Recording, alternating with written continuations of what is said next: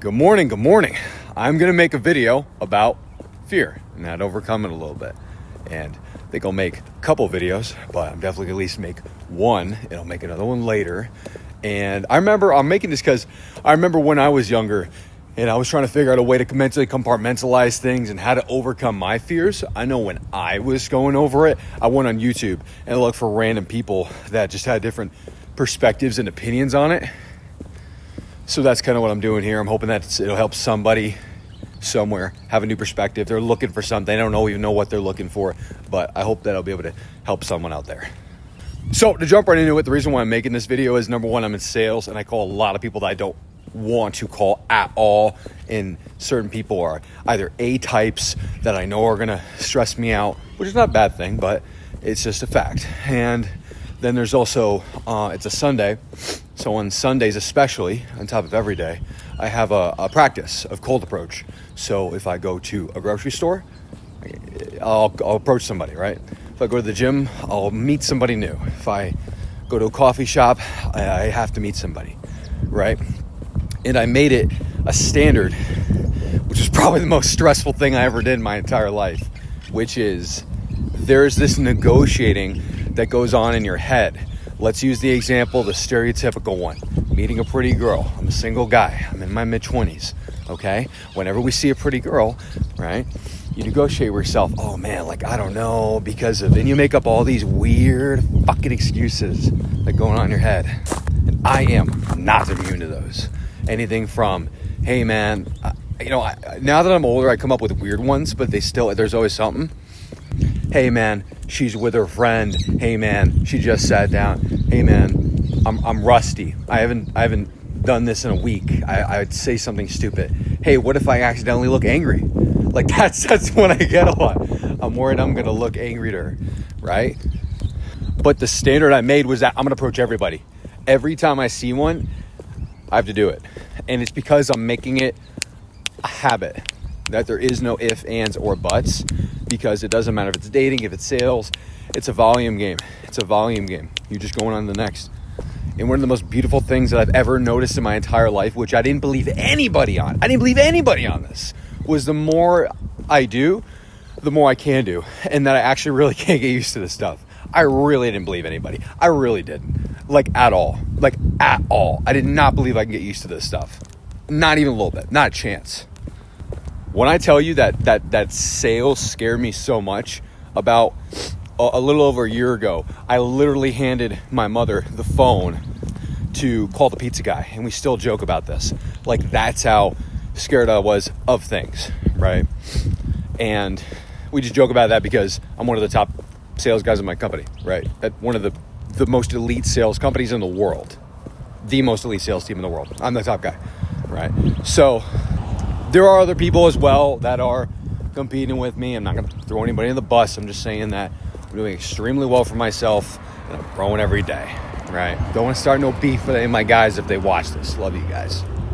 But one of the most remarkable things is that taking those fearful actions, it really can be a habit that grows you and turns you into a better person. And you know that, and I think everybody knows that when you take these actions consistently over time, you morph into a different person.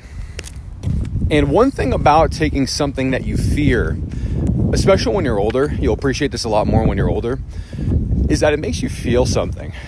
And I'm trying to figure out a way to explain this. When you're young and you're a high schooler or just a kid, you feel lots of stuff.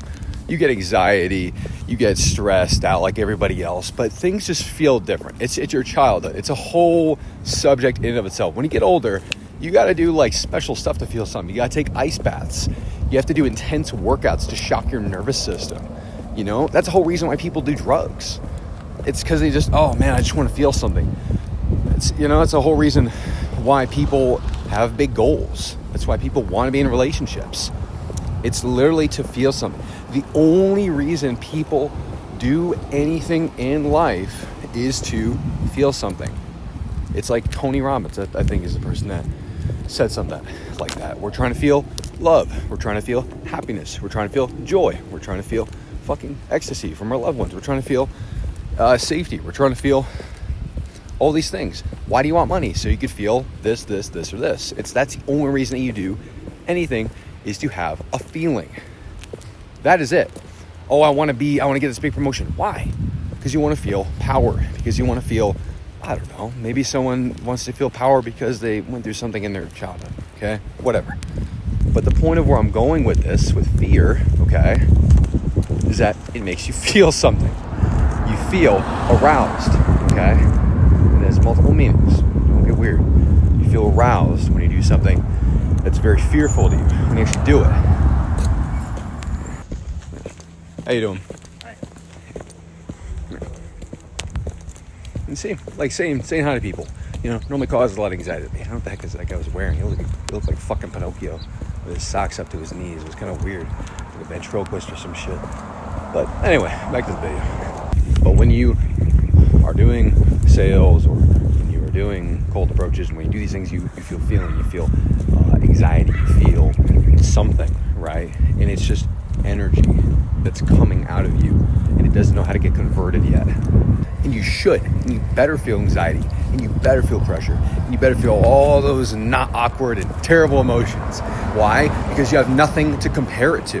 You've never done it before. You haven't done it enough. You're not prepared. Of course you're going to feel those things. Why would you not? It'd be insane if you did. But the interesting thing is you can get addicted to that feeling of overcoming your fears. It is so addictive. The reason you would get addicted to it is going to be for a few reasons.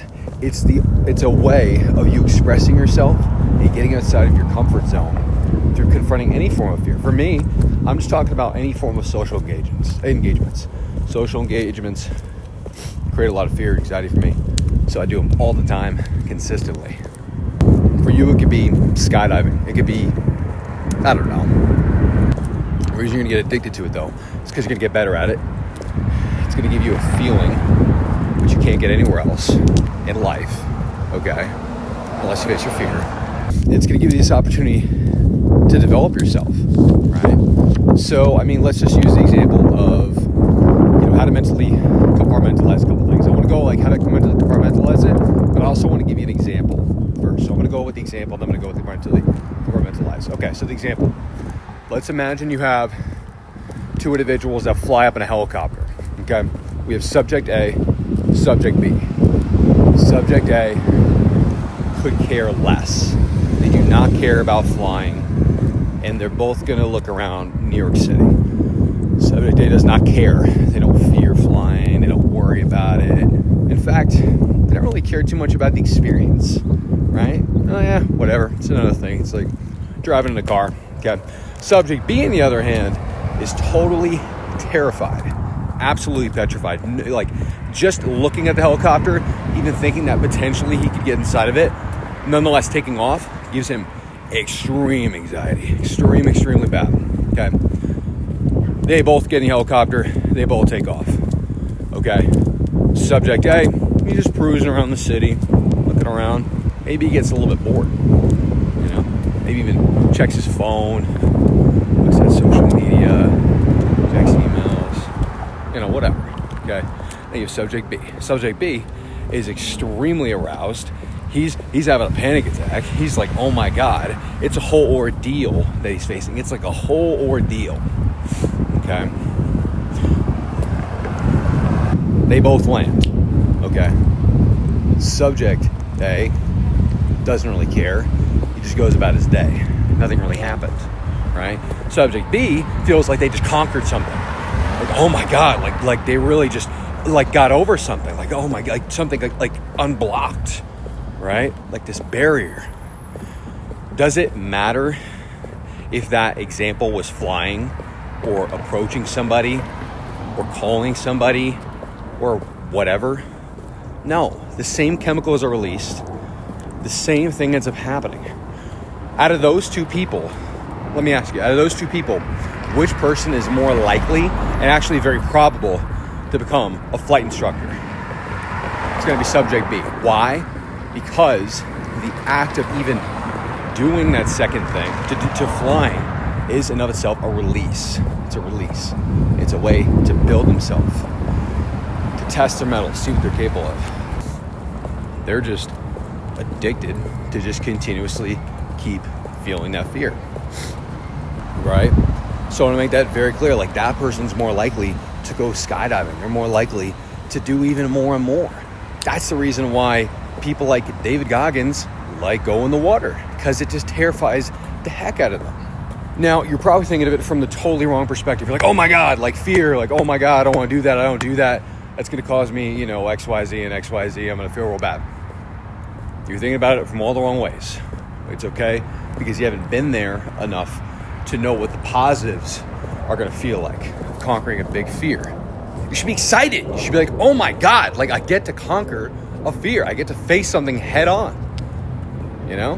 This is your opportunity to feel alive, to stay young, to be energetic. And that's the way I was going to talk about how to mentally compartmentalize it, right? So let's say, for example, we're going to use the stereotypical analogy. I walk up to a girl in a cafe and I get her number. Let's say that it goes totally wrong for this analogy, okay? I go up to this individual and talk with them, and then immediately afterwards, I'm trusting my mind is going to go to the positive, okay? Dude, good freaking job, man. I can't believe, good on you. So glad you did that, man.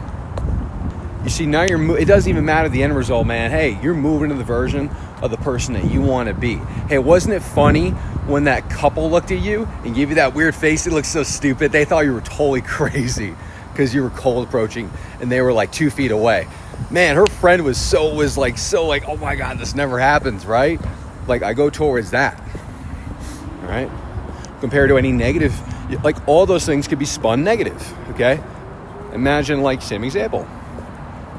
There's two girls approaching one of them in a crowded coffee spot. Everybody's going to hear the approach. It's a quiet coffee shop. You're like, oh my God, I look like an idiot. Oh my God.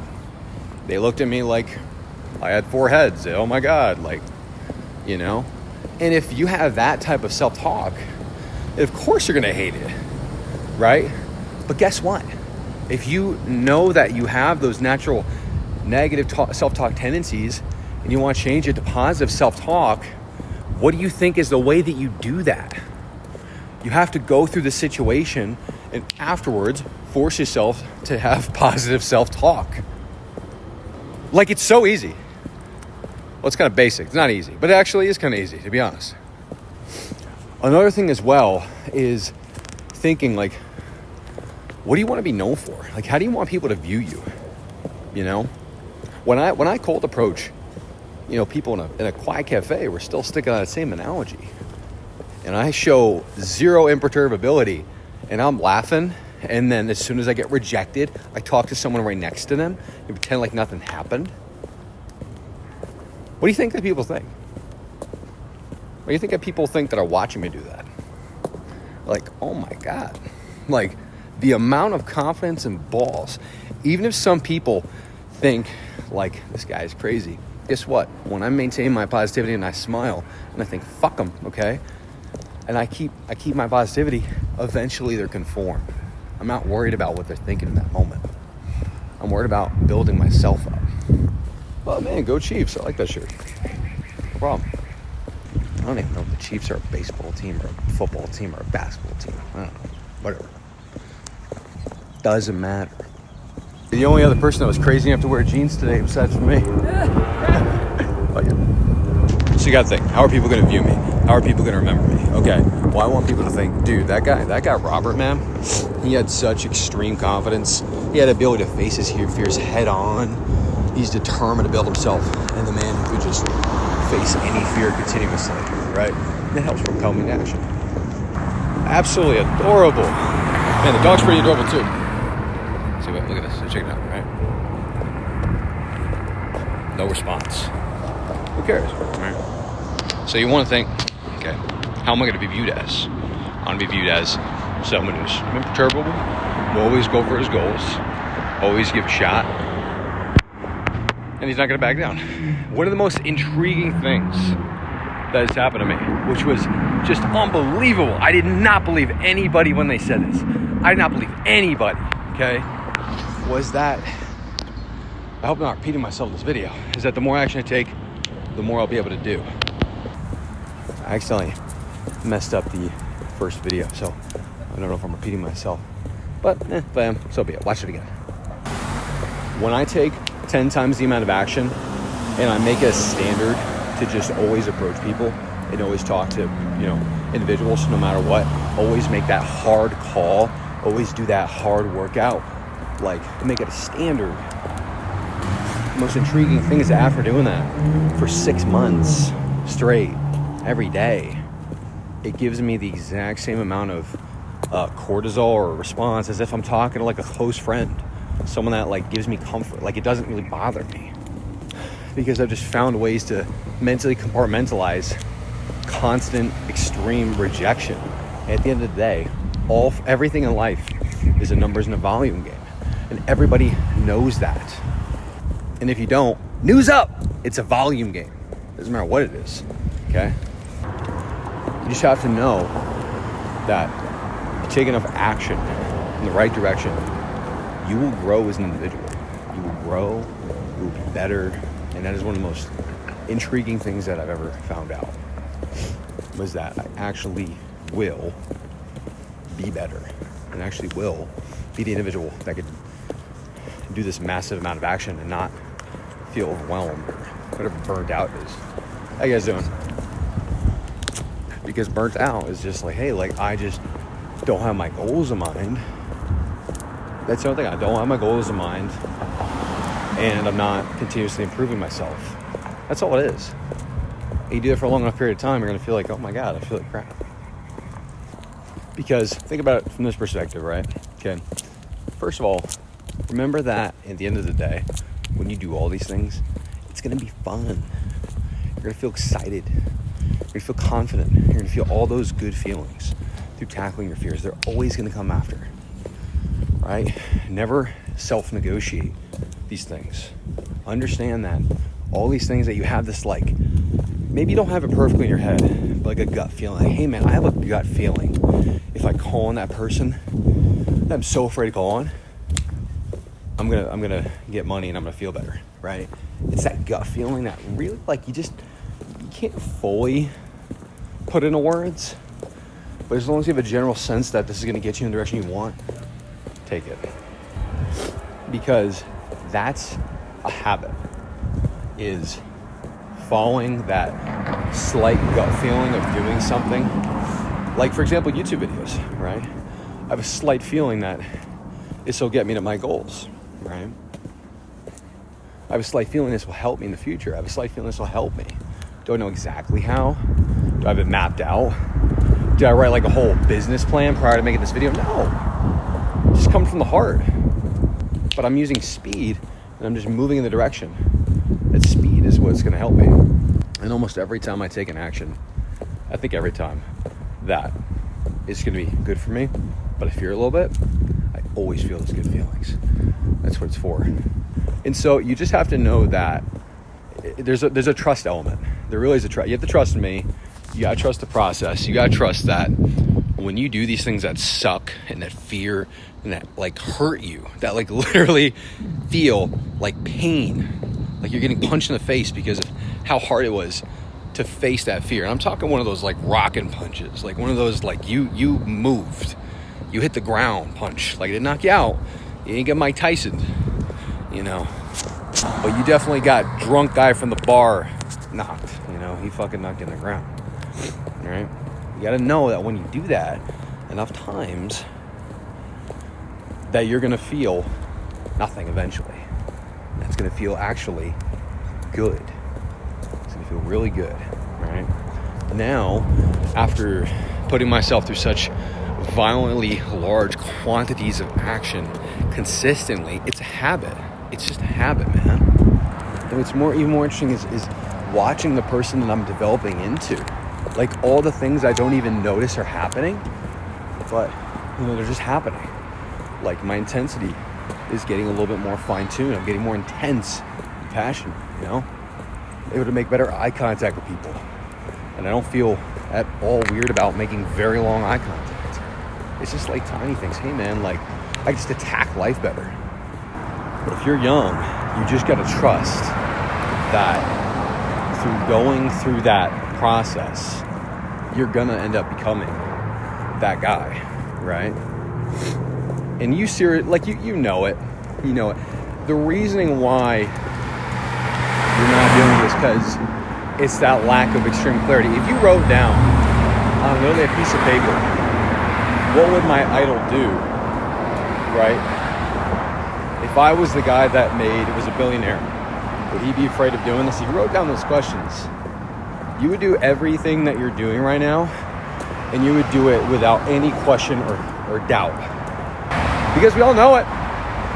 We all know that if you did whatever that thing is you're afraid of, that's the person who, whatever your definition of success is, whatever that definition is, that person would do that, right?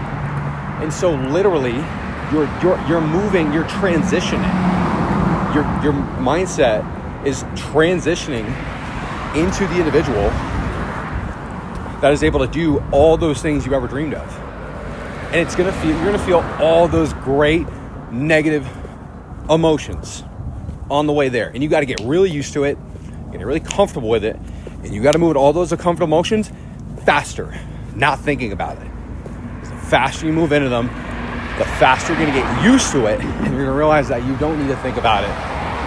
The faster you're going to be that person that is whatever your definition of success is. It's all about acknowledging the thing you got to do that scares the crap out of you, and then how fast can I do it, and how many times can I do it as fast as possible to ensure that I get a result. Because why in God's name would I do it if I'm not going to get a result? That's what I'm after, you know? The self-development is only so I can get more results. It's the only reason that we read books and we watch videos like this. At the end of the day, the only reason you should be watching this is not to watch it in and of itself, but to utilize the information in your life to be more successful. That's it. Like you don't watch it just for entertainment, just to feel better. Because let me tell you something, watching things like this are going to make you feel uncomfortable. And they should make you feel pressure. Because it's through that pressure that you're changing. You're having an opportunity, you're like, oh man, I got to change, I got to transition. I got to make this movement. This thing I already know I need to do. But my past self is self-negotiating with me, try to find some way to get out of it. And it's literally that voice alone that is an indicator to lean in. To lean in. And once you recognize it, it's like there's like steps. You recognize that fear is the great indicator to move in, and then you make a habit of doing it.